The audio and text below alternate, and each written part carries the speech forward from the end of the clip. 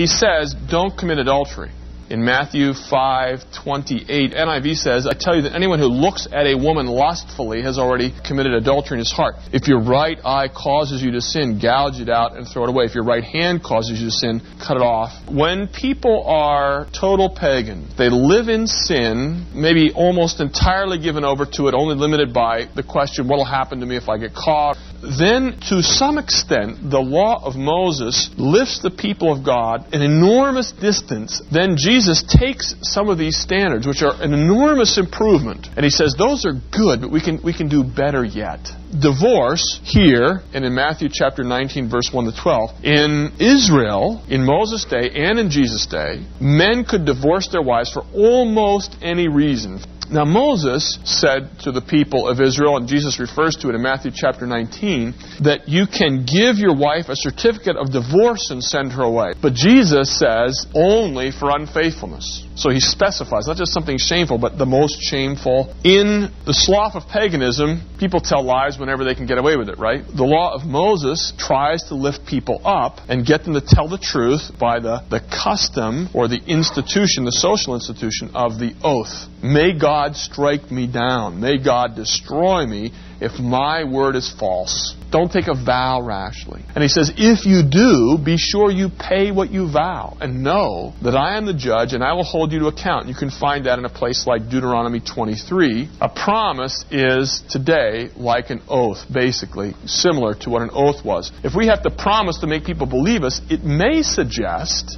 that we're not quite believable. Wouldn't it be vastly superior if our yes was yes and our no was no? If when we said yes, it meant yes. Then next in verses 38 to 42, it's the teaching on an eye for an eye. And what it's saying is, have this ideal toward those who harm you. Toward them, turn the other cheek and don't resist. Then just a little step further, beyond those who simply harm you, we have those who mean to harm you. Your enemies. You must now, he says, love your enemies. It just keeps getting harder and harder. And of course, then in verse 48 is the hardest of them all. You shall be perfect as your heavenly Father is perfect. Now, some people say the word here, perfect, does not really mean perfect. The Greek word means mature. In which case, we have good news. We don't have to be as perfect as God. We only have to be as mature as God. You ought to know your spiritual poverty by the time you get done with this list. What were the problems the Pharisees had? They did not associate with people who were below them spiritually or morally. They were hypocrites. Now here we have Jesus interacting with the problem of hypocrisy. Jesus says 3 times, be careful not to practice righteousness so as to be seen by men. When you do X, whether it's fasting or almsgiving or praying, do not do X, fasting, almsgiving or praying, as the hypocrites do to be noticed by men. They have the reward in full. Do it in secret. Conceal it. Do it in inner rooms so no one notices.